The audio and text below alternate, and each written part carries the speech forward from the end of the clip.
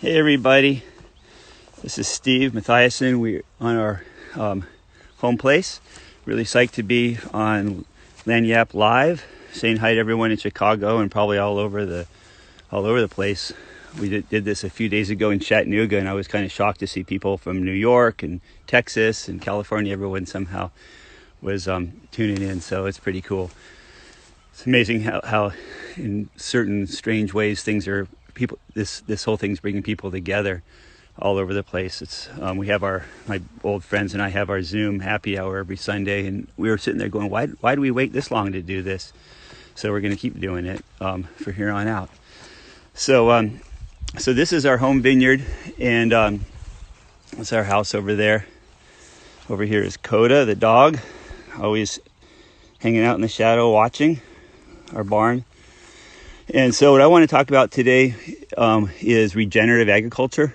I think that, this is a great time to see stuff that's going on, and it's such an important topic. And there's a lot to talk about with that, and it's totally applicable to wine. It's applicable to everything. It's applicable to to what's going on right now with the pandemic, because a lot of that had to do with climate change and habitat loss, and then bringing people and animals together that shouldn't be so close together. And so regenerative farming is an attempt to regenerate the land with farming so that we reconstruct our habitat, we reconstruct our ecosystems, and we bring the life back together again. And the reality is most of the land on the planet is farmed, and so if we need food, but there's no reason that we can't have both. And it's actually not that complicated either. It's just a question of changing some of our assumptions, changing how we think about farming, changing how we go about the process of trying to grow food. And wine is food. Wine's made from grapes. It's food. It's edible. Has calories, and we can grow it while repairing the earth. And so what you can see here is a lot of grass, and then underneath the vines there's no grass. So what we used to plow this entire field. I'll show you over here. Our this is an old disc that is sitting here, getting grass growing up around it. So this guy is parked. You can see how rusty it is now. And so we're only using this if we're planting a new vineyard, and then we're trying to go to no-till native grasses. So the plow is parked, and what we have here are what this looks like random green grasses, no big deal. These are actually California native grasses, so they're adapted to our climate. They are perennials. The roots go down 6 to 8 feet, if you can believe that. So they sequester a ton of carbon. They bring the carbon out of the ground, and they when they grow, they're photosynthesizing. So remember from school that the plants use they breathe in CO2, and then they exhale oxygen. We all remember that from biology.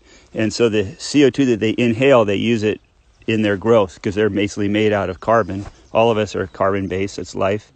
And so the roots that they grow are made of the carbon that they sucked out of the air. And so that's how so then when the roots die off deep in the soil, that carbon is sequestered down in the soil. And that's why agriculture has such a promise to help with the climate crisis, because if we can convert to no-till farming, we can suck a whole bunch of carbon out of the air and bury it deep down in the soil, where it's going to stay there for a long, long time. So in the summer, this is all going to be golden brown, and it's going to look dead. The grasses are going to look like one of these grasses in the summer. Let me see if I can pull this out. They're going to look like that, or even more yellow.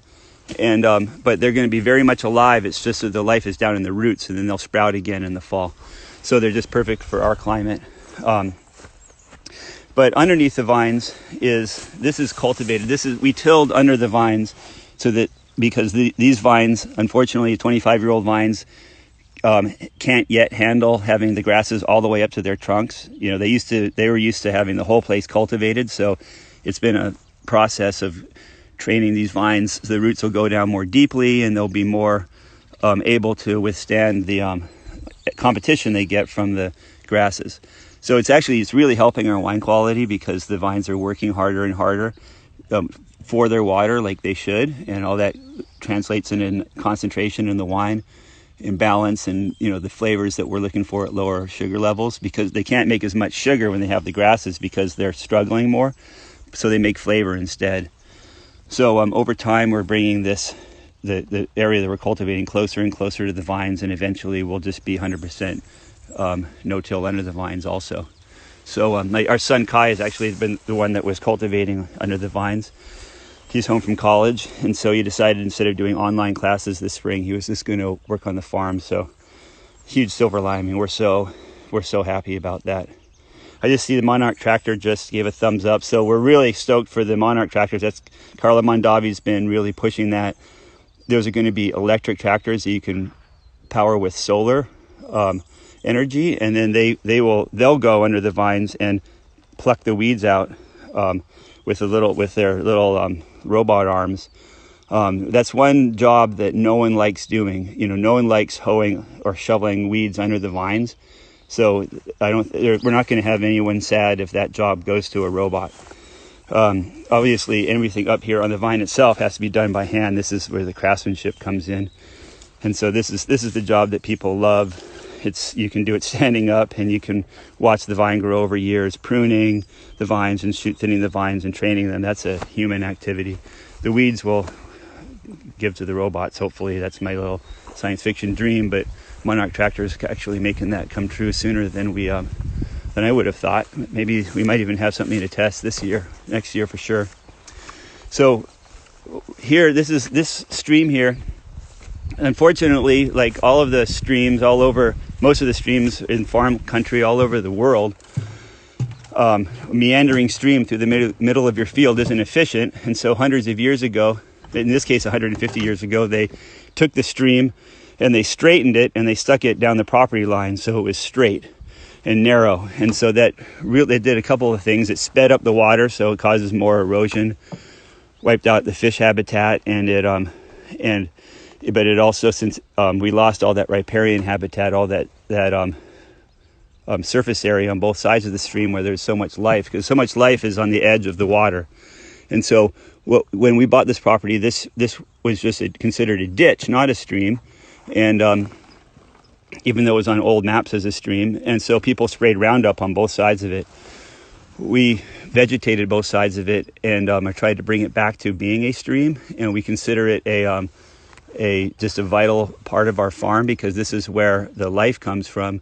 Vines, as much as we love grapevines, they don't have much habitat value. They don't have nectar or pollen for the beneficials to eat. They're very, very undiverse, and so we have to build the diversity in and around the vines, and then that's what keeps the vines safe and healthy. So, thanks to the life we've planted around this stream, and now we don't have to plant any. It's self-sufficient and it's coming up on its own. But thanks to this life, we don't need to use any insecticides in the vineyard, because our pest management is taken care of with this healthy ecosystem balance that's come back. So you can see these oak trees that are coming up. They're all these oak trees are about, there's one right there. That oak tree is about, we bought this property in 2006, so that oak tree is about 12 to 14 years old. Pretty soon it'll be massive, like that one.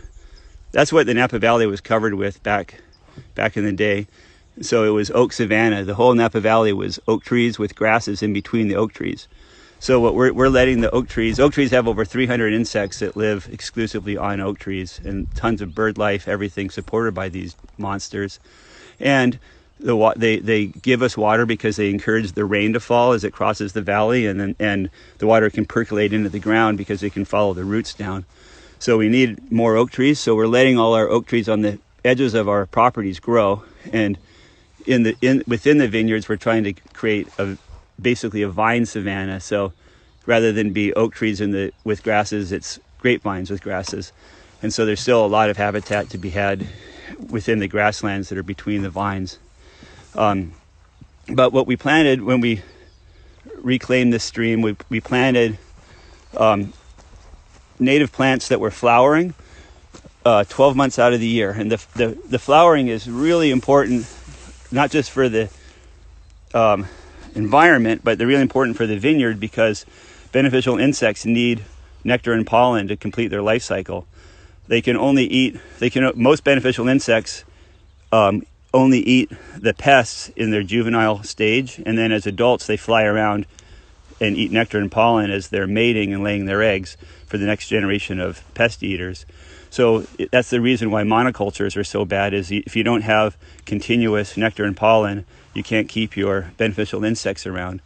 So we chose native plants that would have nectar and pollen 12 months of the year, so we'd have an unbroken cycle of food for the beneficial insects. So this plant here is called Ceanothus. California lilac is the common name.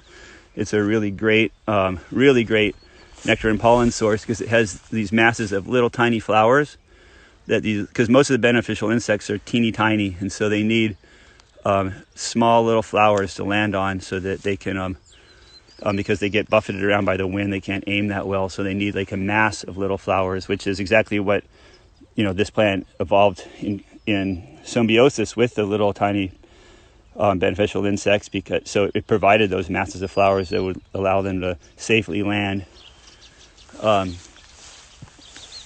This is a California redbud. So this is another one that's really gorgeous plant. It's a little bigger. This is more for the pollinators and less about the little insect eaters. So let's see here. There's a few things viticulturally going on here that we can talk about. I'm going to walk actually to another section of the vineyard, because there's some really interesting things to look at there. But these vines we're looking at right here are Cabernet Franc, and this is a selection that was brought in from the Loire. Most of the Cabernet Franc in California are Bordeaux selections. This was a Loire selection, and it's a lot more peppery and kind of lighter bodied than we tend to see here in Napa. It works really well. Our property here is this. You can see we're flat, loamy soil here at the home vineyard, so that loaminess really gives you more aromatics, and so you don't get the tannin structure. And so this is not Cabernet soil. You wouldn't do Cabernet or Nebbiolo or the more probably even Syrah, the more structural varieties. This is more about aromatic varieties, and so we really strive for that here. And this kind of the whole thing about terroir is there's no bad terroirs. It's just a question of figuring out what the personality of that terroir is. It's just like kids, and then trying to highlight that. So since personality here is lighter bodied, more aromatic wines, that's what we go for, and then they turn out beautifully in that way. So this vineyard here, you can see the olive trees back there. That's the olive oil. We have about 140 olive trees, and so we get a harvest from those about every other year. But over here, this is something that I woke up in the middle of the night a few years back and had an epiphany. We were losing vines in this block. The reason we replanted this block is we have a disease called Pierce's disease that comes in from the neighbors. Lives in non-native plants, and then the insects carry it. When they feed on the grapevine dies. It's been worse with the climate change because the cold winters normally kill it off. And we're so close to the bay here. We're only at 30 feet above sea level, so we're at the mouth of the Napa Valley here in Oak Knoll, so we don't get the cold winters that they get further up the valley. So we get hammered by Pierce's disease, especially lately. And so a lot of people spray insecticides for the insect to keep it out. We're organic, and so I thought, what the heck are we going to do? And then I had this epiphany: plant 2 vines in every spot and just kind of work with it. So if we lose, you can see this vine on the right is a little bit younger than this one. So if we lose a vine, you can see it's just a little bit thinner trunk. So this vine's 2 years younger than this one. When we lose a vine, the one on the other side holds that position, and we maintain our production. Then we can plant the new one and keep it going. You can see over there, there's a new one next to that vine. So, so much of our organic farming is just trying to rethink the whole system. And like I was saying earlier about regenerative farming, there's so many different ways of approaching this, and it's just a question of getting out of the old habits a lot of times and just saying, maybe there's a different way of doing it. Why can't we have 2 vines in the same spot? They don't care. They don't care if they're, I mean, the roots are nestled next to each other. If anything, they like it, but it's definitely not a negative. There's Coda. He's happy. There's nothing he loves better than just following me around the vineyard and just chilling. He's always like that little distance away. Anyways, so the other thing we have going on here, though, is this block was designed for global warming. You know, we get so many questions, how are we going to maintain wine quality as the climate keeps getting warmer? Partly down in Oak Knoll, we're a little fortunate that we're the coolest end of the Napa Valley. And so, you know, as things heat up, we'll become more like, you know, St. Helena or Calistoga. But, you know, so we have some room to operate, but still we're getting hit by these late season heat spells. So we have to protect our fruit from the sun. It's all about, for us, you know, bright, pure aromatics, especially this property. Like I said earlier, this is more of an aromatic vineyard, and direct sun on your fruit just nails your aromatics, and it moves the fruit from the flavors from red fruits into black fruits. And then if you get too much sun, you get into the jam. And then if you have really too much sun, it's more the prune and raisin. And none of that we want. We want the bright red fruit so these varieties can express. And so we keep the direct sun off the fruit, really important. And so if you look at these cross arms, look how wide these cross arms are. So when the canes grow, they're going to grow up like this at a 45-degree angle, both sides. And so the fruit hangs down below everything, and so you get some indirect light right in down through the middle. You get some nice filtered sunlight, but the direct sun coming in the side when it's hot doesn't hit the fruit because you have all the leaves down there that protect it, and the fruit hangs down the middle. So we're really, you know, we're pretty happy with this vineyard. It requires some extra handwork. You know, there's no way we could do anything mechanically because it's so wide, but that's fine. We don't do anything mechanically anyways. And so, we're not planning on that. So, so the extra handwork is not a problem for us. You can see again that we have the native grasses down the middle, and this is a 5-year-old vineyard. So we plowed under the vines, again, under the vines only. And then over time, we're going to move these grasses closer and closer to the trunks until it's complete. And we're just going to watch the vines over the next couple of years, and we don't want to do too much too fast because we're still trying to make good wine. So it's always trying to find that balance between good, healthy vines and doing the right thing. And there's a lot of room to operate in there, and everything you do helps, right? So there's this row we're looking at right here is actually, so we're in Oak Knoll. So this would be considered a little on the cool side for Petit Syrah. But I decided to plant a row of Petit Syrah for, this is from the Tembrink Vineyard cuttings. We love that Petit Syrah, to see what would happen as the weather warms up for Petit Syrah right down here. And then this row is Sagrantino. So Sagrantino is, as you probably know, is one of the most tannic varieties out there. And it has a wonderful sort of sharpness, like just bite to the tannins, very prickly, like a file, like a coarse file. And as the weather keeps warming up, the Cabernet gets softer and softer, and we think Cabernet should have structure. So sort of like I was thinking, well, maybe as it continues to warm, 2% Sagrantino is what the Cabernet is going to need. So we decided to plant this little row. There's only 20 vines, just a little test row, and just learn Sagrantino, and just kind of plan for the future. This row here, we call this Ripken. This last row here is, this was a variety that was bred by Harold Omo from UC Davis. It's a cross between Grenache, Carignan, and Cabernet Sauvignon. And so he basically tried to breed a high quality, warm climate grape. And so, but it was so savory and kind of pencil lead, even grown down in Lodi, that he decided not to release it because he didn't think it was fruity enough for the market. So Richard Ripken, who just passed away, unfortunately, but he was sort of a legendary grower down in Lodi and had a nursery. So he worked with Olmo back in the 50s and 60s testing these varieties. So Olmo told him to destroy these vines. He said, "Oh, there's no use for them." But he said he loved them. He was a wine nut, and he was like, "You kidding me? Pencil lead in California? That's one of the most elusive characters." So he kept 3 vines, and so a few years back we went and got the budwood from him, and those vines don't exist anymore. So this is the only Ripken there is on the face of the earth anymore. But we planted it because, again, I wanted to see how they grew, and have an option for 10, 20 years down the road when it's getting a little too warm for the wines we're used to making.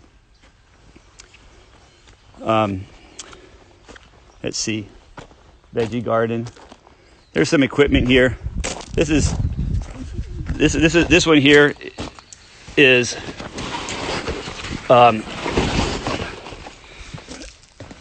this has a sensor, tons of electronics, and it goes underneath the vines and gets the weeds, but it doesn't penetrate into the soil more than a 1/4 inch. So this is the next step as we wean our vines. We use this in other vineyards as we wean our vines away from tillage. So this is a mower. So if you can see this on the right, this is an under vine mower. This slides over, and we can mow under the vines. So the vineyards where we're not tilling anything, we can mow under the vines with this guy, and avoid any disturbance of the soil whatsoever. You can see over there, there's our seed drill. That's for planting our native grasses or any cover crops we're going to use. So I'm going to go ahead and see if there's any questions that you guys have. If I can figure out, I'm kind of new at the Instagram Live, I apologize. So I'm scrolling looking for questions, and I'm not seeing any. So down to you guys. Does anyone want to chime in with any questions? Otherwise, I'll just keep walking around and showing some other stuff here on the property. Let's see here. This is Schioppettino. Look at how bizarre the training is on these vines. So it's not just for regenerative agriculture, you have to get outside the box. Viticulture, you have to get outside the box also. Schioppettino is unbelievably low yielding. It's just crazy how the shatter on the clusters. And we were wondering, how we were going to make it economic. It's one of our very favorite wines. So we modified the vines for this crazy training of just tying tons of canes down, and we managed to did that 2 years ago when we almost tripled our production. So now that's how we do it. You just have these weird looking vines. You can see the twine. This is so you try not to use any plastic in the field. Everything's biodegradable. This is wire and paper. This will just rust and rot, and this is twine. So no plastic. It's really important. Okay, questions. What's this vintage looking like? Robin, hey Robin. Vintage is actually looking great. I was really nervous that we weren't going to have enough rain. We had a super dry February, but we got some really nice, this month we've had some nice, just soft rains. It really didn't penetrate, but they helped prolong the winter. And then we got a good rainstorm this weekend. Refilled the soil, and so we're going to get good spring growth. We haven't had any frost. We had to turn the fans on a few times, no frost. So all in all, it's looking good so far. We haven't had anything happen. We're considered an essential industry, so we're allowed to keep working. We're just keeping everyone separated. We're quiet today because it's Good Friday, one of our holidays.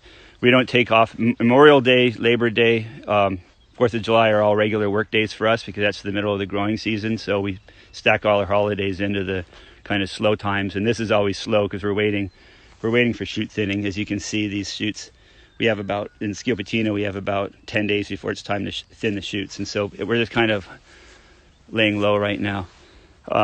So far, so good. And then let's see here. What inspired us to plant Refosco? So I was in Friuli with George Vare, researching Ribolla Gialla back in 2005, and the little inn we were out there in August, and we didn't realize that everything was going to be closed. So the little inn we were in, the grandfather was just kind of open one room up for us, and we said, hey, what I asked him. He didn't speak a lick of English, but I got to know him kind of over breakfast. with just like hand signals and smiles, and asked him for a bottle of wine to bring home to share with my wife, and he gave me a bottle of Refosco. We loved it, and so we said, well, Ribolla Gialla does great here in Napa. Why wouldn't Refosco? And we planted it, and it has a little bit of a hard time with the heat here, in terms of the health of the vines. But the wine, they really kind of suffer late season, so it's one that we do need to irrigate. We can't dry farm Refosco, but the wine quality, we just love the wine. We think of it as like our Gamay, and so we probably wouldn't plant more of it just because it does struggle a little bit here. But the vines that we have, we absolutely love. Okay, any issues besides Pierce's disease? Pierce's disease is our biggie. We're always, we're really fortunate. The grapes are an easy crop to grow organically, wine grapes. I'm getting more and more comfortable with powdery mildew, which is our main pest. I don't worry about it as much as I used to. I actually think it adds some complexity and minerality to the wine. And with zero powdery mildew, the wine is a little on the fruity side. So we've backed off on worrying about that too much. It's weeds are always just, in the rocky soil, not here, this is easy for the weeds, but our hillside vineyards weeds are hard to deal with because this is a ton of labor hoeing them out, and everybody hates that. It's just like, you have to sort of apologize when you ask a crew of people to go hoe weeds. So that's always it. But there's we actually this year tried spraying clove oil, and believe it or not, it's a pretty amazing at killing the weeds. So we'll do that again next year. Let's see. Thanks for working on holidays. It's unfortunately right now it's not a holiday for Jill and me. It's a holiday for everybody else. The good thing is we love what we do, and so getting to spend some time in the vineyard is not work. And how big of an influence was George Vare in your career?